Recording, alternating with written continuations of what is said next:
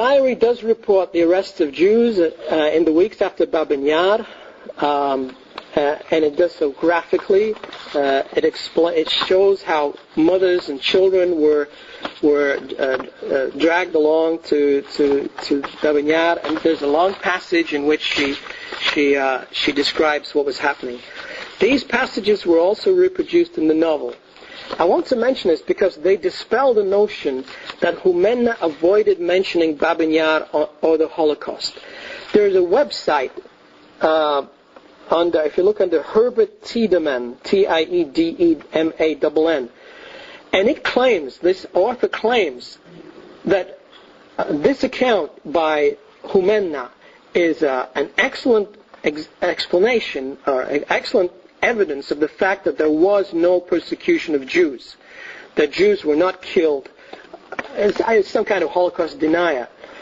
But I mention it because if you read the novel and if you read the diary, this is just not true. The tone is restrained, but I think this is deliberate. And at the very end of the diary, she explains why she took this restrained tone. The tone, she says, has to be epic philosophical, far from the daily rush, thoughtful, surprised by what everyone finds ordinary. Terrible events that breathe the heat of political situation must be transformed, given an entirely different tone with a broad historical framework. No incitement, no rabid foaming at the mouth, but a solemn bell. This actually is exactly the tone that Grossman took in his stories written right after the war, and in his major novel, Life and Fate, that was published abroad, but actually was not published in Russian in the Soviet Union until after the Soviet Union collapsed. It should also be mentioned that in 41 to 43, it might have been that Humenna was not fully aware of the extent of the Holocaust. Many people were not aware of the extent of the killing, the scale of the killing. This only became fully apparent to all observers at the end of the war. And this also probably, having realized this after the war, it probably shaped the novel that she felt she had to write. But there are these moments where you wonder. In the diary, for example, there's one passage which was dropped from the novel. This is what it records. She records this as a conversation. These pogroms, which are even counted as destroying tens of thousands of Jews, will not destroy the Jewish nation, for they have profoundly insulted the Jews, made martyrs of them, placed a crown of thorns on the head of this nation, of which it is unworthy. One character says, the Jews have been forgiven everything, says one Komsomol member, because of the way they have been treated. The peasant worked day and night on their sugar beets and knew no rest, had no time to sleep or wash, saw no sugar. At the same time, some Leah or Chana consumed that sugar in the cities in the most varied forms. But you were not killed, and they, the Jews, were. Therefore, all the evil the Jews did to us has been justified precisely because they were killed. An interesting passage was dropped from the novel, as the scale of the killing dawned on everybody. But the passage suggests a widespread attitude, and it also suggests that this was shared by the author.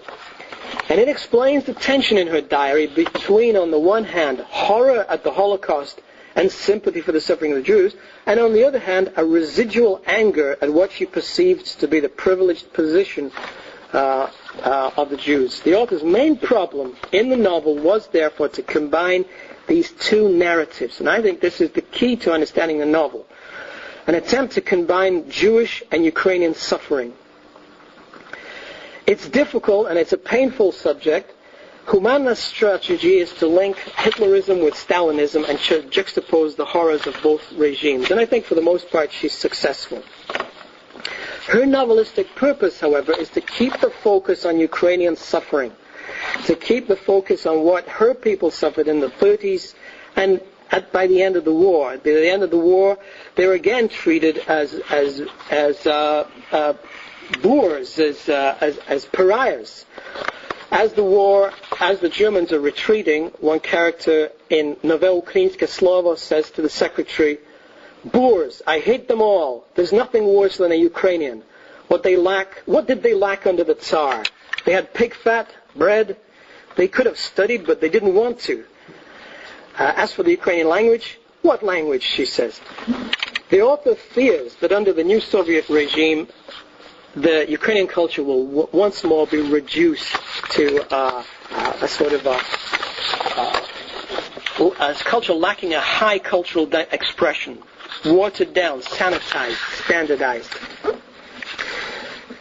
I think at least part of her discomfort with this Holocaust theme, therefore, stemmed from the fact that it threatened to destabilize and eclipse this narrative of Ukrainian suffering, which she felt she was obliged to record. After all, it had not been recorded in Soviet publications. It had not been recorded in the West.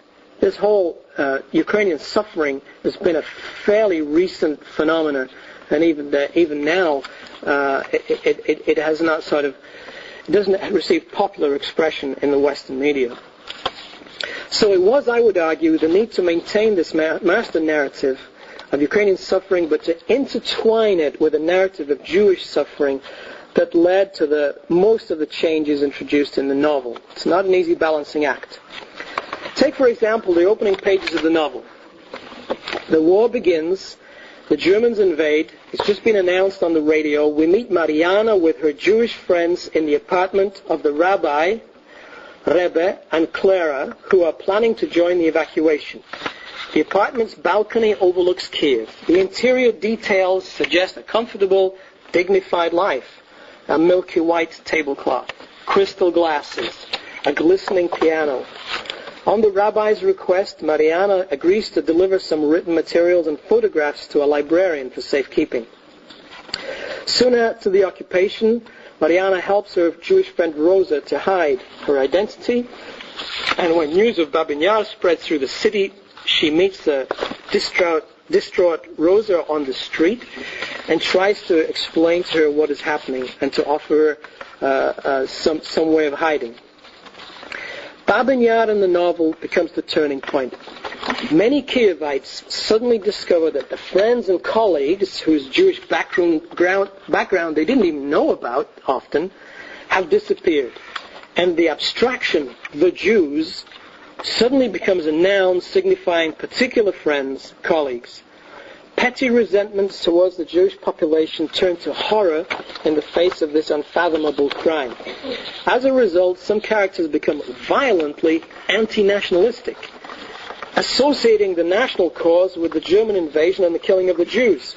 There's one climactic scene.